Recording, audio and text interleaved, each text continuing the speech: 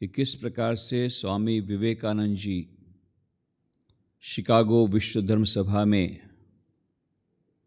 जब प्रवचन देने के लिए खड़े होते हैं और मात्र इतना ही बोलते हैं, sisters and brothers of America,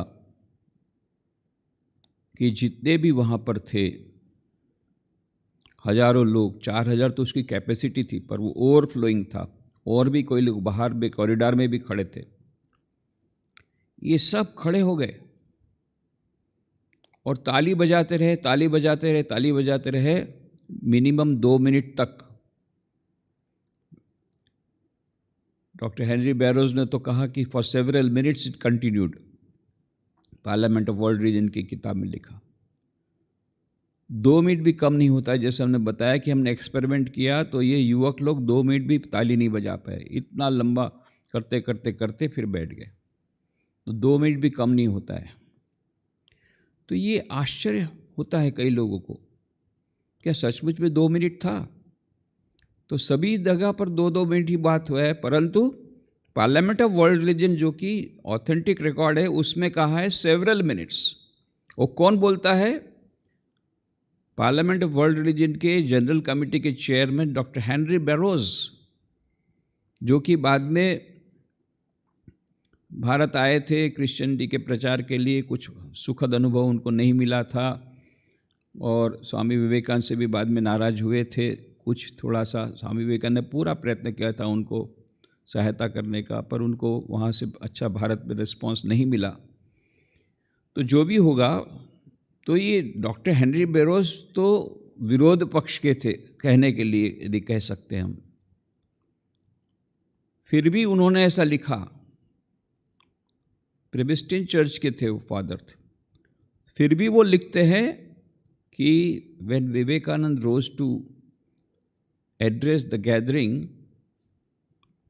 there was a standing ovation which lasted for a few minutes. तो जो भी होगा 2 मिनट तक भी हुआ तो ये भूतो न भविष्यति।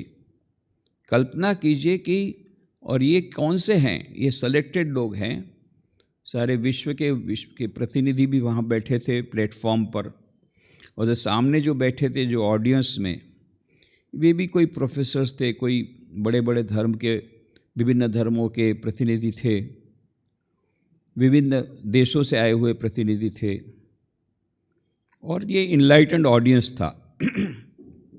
ऐसा नहीं कि किसी जैसे मिनिस्टर ने बुला लिया अपने 500 रुपये दे करके भाई ताली बजाओ, ऐसी बात नहीं है। और इनको बोला भी नहीं गया था ताली बजाने को, ये स्वतः ही उठ खड़े हुए।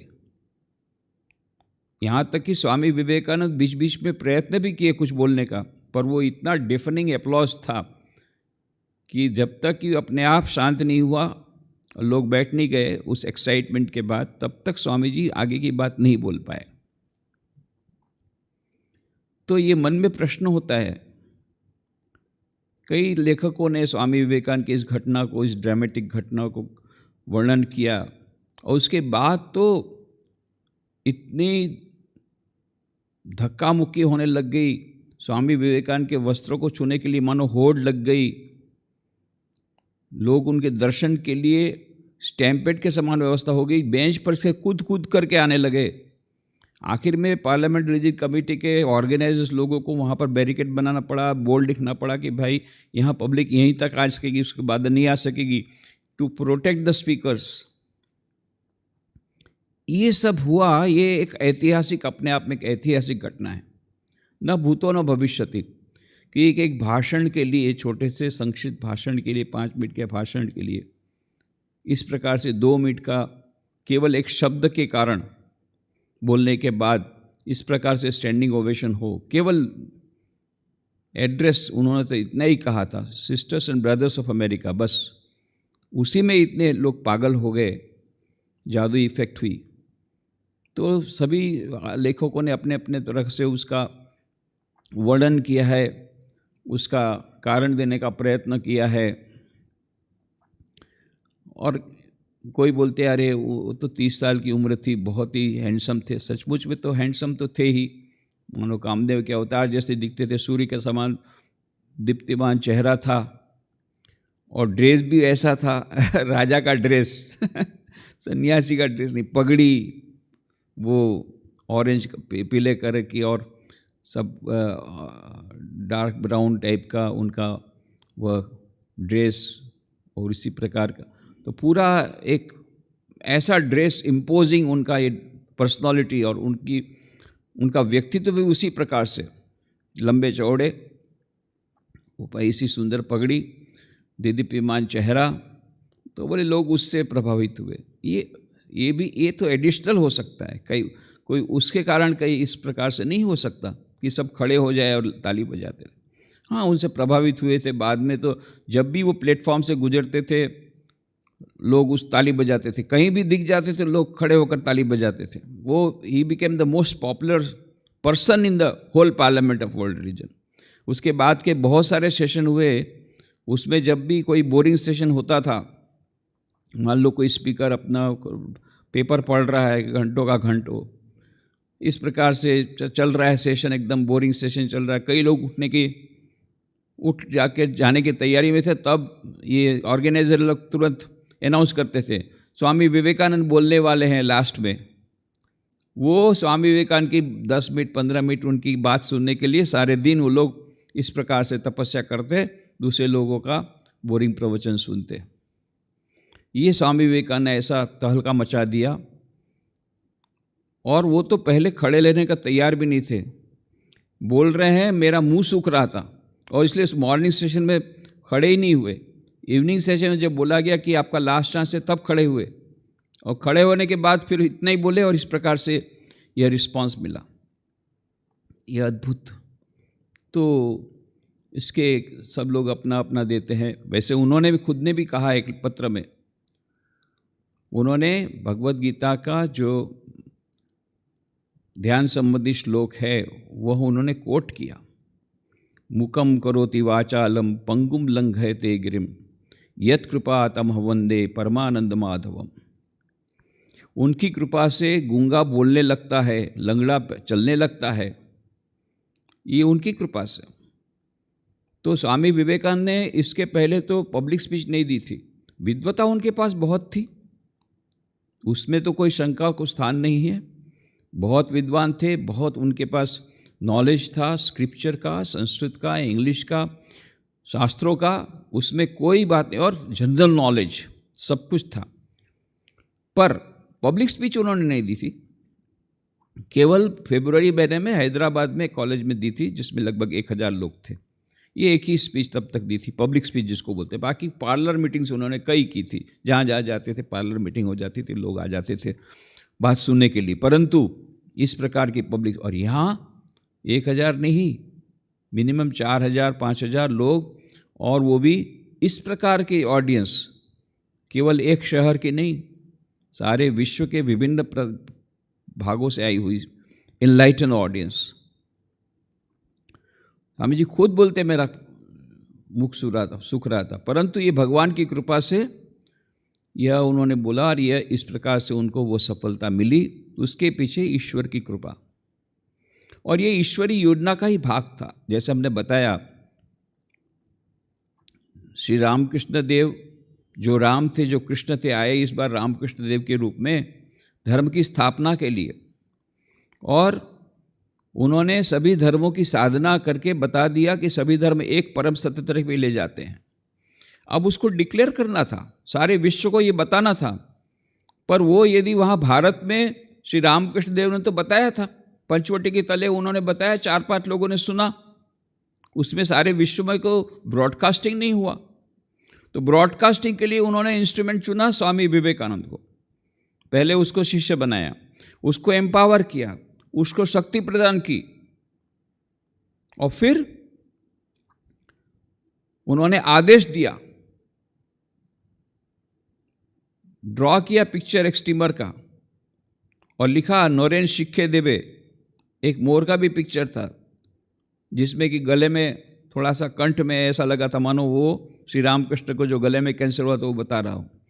और लिखा नरेन शिक्षे देवे, जखन घोरे बाहिरे हाक देवे।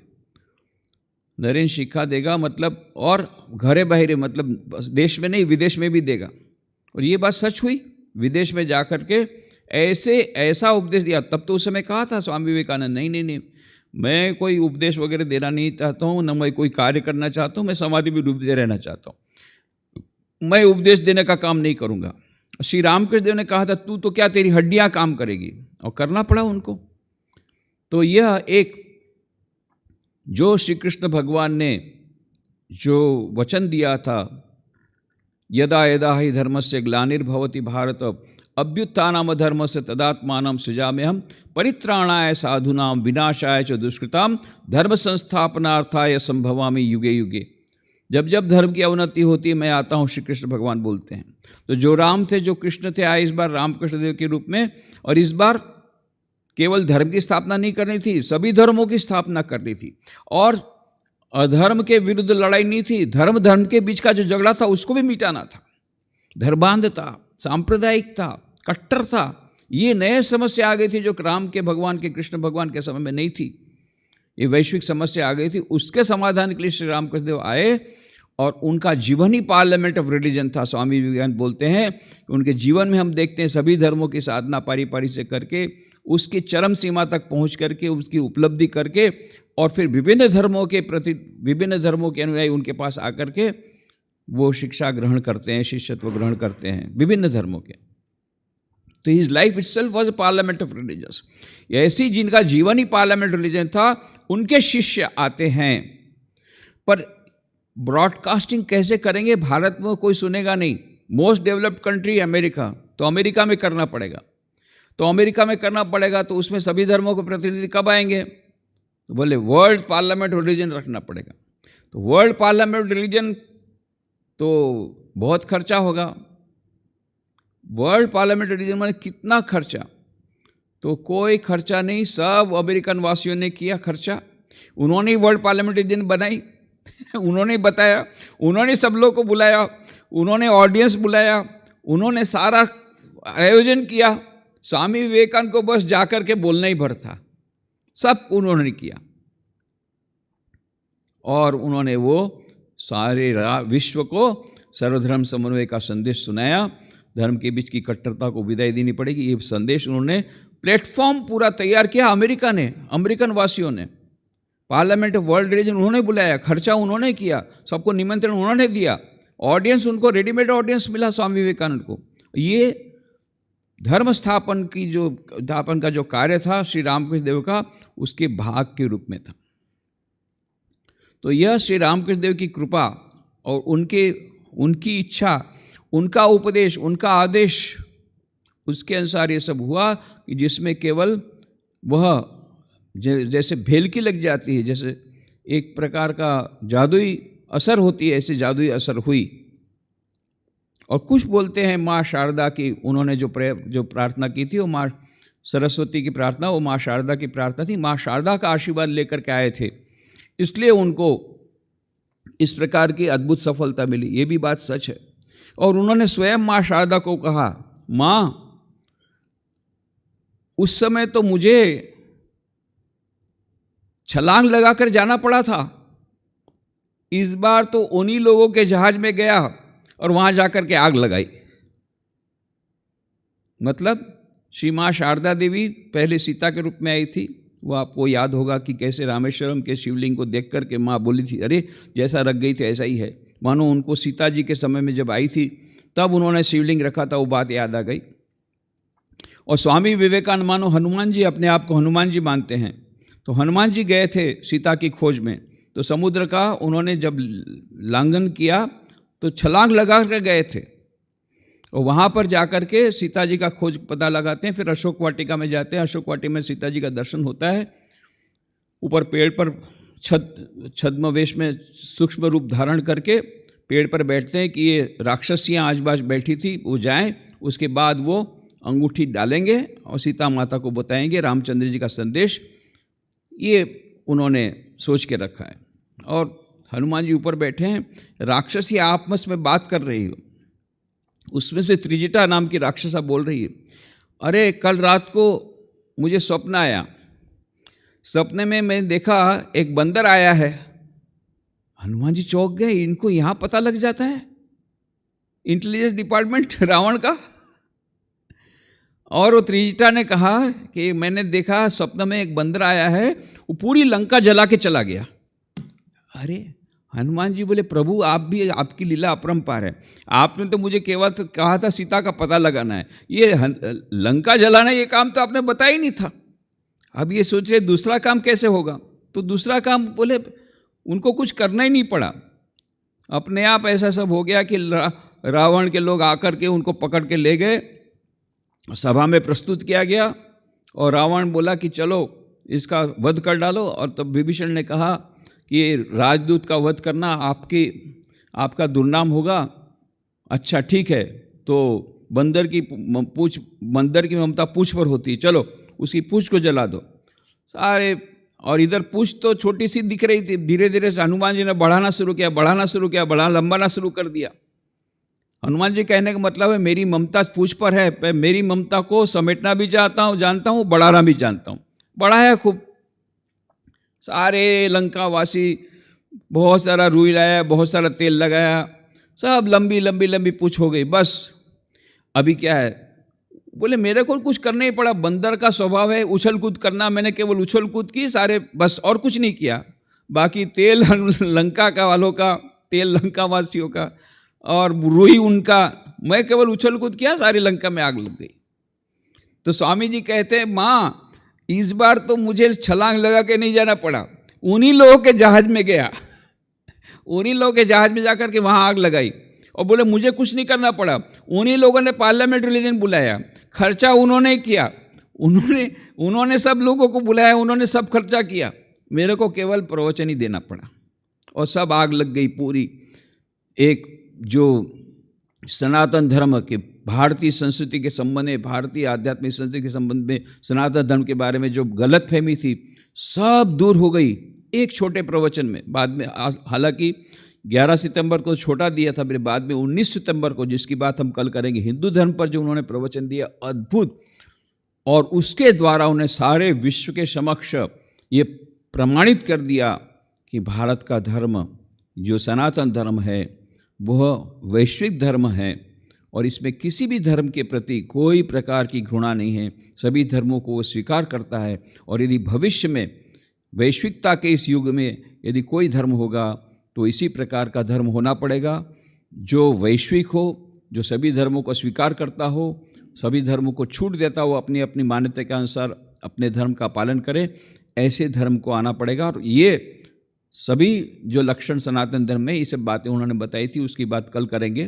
अंत में आज एक ही बात करें कि यह जो बात किसी मन में आती है, स्वामी जी ने कुछ ये जो चमत्कारिक जो प्रभाव हुआ sisters and brothers of America बोलने के साथ ही जब इतने सारे लोग खड़े हो गए, तो जरूर कुछ मैस्मरिज्म किया होगा या किसी प्रकार का उन्होंने योगिक पावर बताया होगा, नहीं तो ये संभव ही नहीं है, इतने सारे लोग एक साथ खड़े हो जाएं, तो कुछ तो उन्होंने जादुई कुछ किया होगा, कुछ तो योगिक पावर किया होगा। तो ये बात पूछी गई स्वामी विवेकानंद को, तो स्वामी विवेकानंद जो उत्तर दिया वो सुनने लायक है। मिसेस जॉर्ज रूरबक, इन्होंने स्वामी विवेकानंद को प्रश्न पूछा था। ये कहाँ पूछा था? कैलिफोर्निया में, जब स्वामी विवेकानंद दूसरी बार अमेरिका गए। पहली बार तो गए थे 1893 में, जैसे हमने बताया, शिकागो धर्म सभा के लिए। फिर 1897 में वापस लौट गए, रामकृष्ण मिशन की स्थापना की। फिर 1899 में वापस आए थे, और इस समय वो वेस्टर्न कोस्ट में भी गए थे। नहीं, 1893 में केवल शिकागो और ईस्टर्न कोस्ट गए थे, पर वेस्टर्न कोस्ट में गए 1900 में। तो 1900 की बात है, मई 1900 में कैंप टेलर नाम की सुंदर जगह है, बहुत ब्यूटीफुल जगह कैलिफोर्निया में है। वहाँ पर स्वामी विवेकानंद जब थे, तब बातचीत के प्रसंग में मिसेस जॉर्ज रूरबक, इन्होंने प्रश्न पूछा था। तब स्वामी विवेकानंद ने उनको बताया, in my first speech in this country in Chicago, I addressed that audience as sisters and brothers of America, and you know that they all rose to their feet. You may wonder what made them to do this. You may wonder if I had some strange power. Let me tell you that I did have a power. Swami ji स्वीकार करते हैं, yes, I used that special power. पर वो power क्या है? I did have a power, and that is, never once in my life did I allow myself to have even one sexual thought. मेरे जीवन में, सारे जीवन में मैंने एक भी बार कोई अपवित्र विचार को अपने मन में आने नहीं दिया है। कितनी बड़ी बात, कोई इस प्रकार से बोल सकता है? स्वामी विवेकानंद बोलते हैं, मैंने सारे जीवन में एक भी बार, नॉट ए सिंगल टाइम, एक भी अपवित्र विचार को आने नहीं दिया। I trained my mind, my thinking and the powers that man usually uses along that line, I put into a higher channel and it developed a force so strong that nothing could resist it. कहते हैं बाकी दूसरे लोग जो अपने विचार या अपने शक्तियाँ दूसरे तरफ मोड़ अपने व्यय कर देते हैं, उन अपने अपवित्र विचारों को पूर्ण करने में, उस शक्ति को मैंने वहाँ व्यय नहीं होने दिया, उसको बचाया। मैंने अपने मन को, मस्तिष्क को ट्रेनिंग दिया, उसको प्रशिक्षित किया, मेरी थिंकिंग को, मेरी विचार शक्ति को प्रशिक्षित किया, और ये जितनी भी शक्तियाँ जो लोअर चैनल्स में जाती हैं उनको मैंने हायर चैनल में भेजा। और इस प्रकार से हायर चैनल में भेजने के बाद धीरे धीरे करके हायर चैनल में जाते समय इतना बड़ा फोर्स हुआ, वो इतनी बड़ी शक्ति हो गई कि उसके कारण उसके सामने कुछ भी नहीं टिक सकता। ऐसी महान शक्ति, ये शक्ति का मैंने प्रयोग वहाँ शिकागो पार्लियामेंट रिलीजन में किया, जिसके कारण ये सब लोग हो गए। और सचमुच में स्वामी विवेकानंद ने वसुधैव कुटुंबकम की भावना, इसको अपने जीवन में, अपने मन में संजोया था। और यह जो पवित्रता, उनका मन अत्यंत पवित्र था, और अद्वैत की उन्होंने साधना करके सारे विश्व में उनको एक ही ब्रह्म की अनुभूति हुई थी।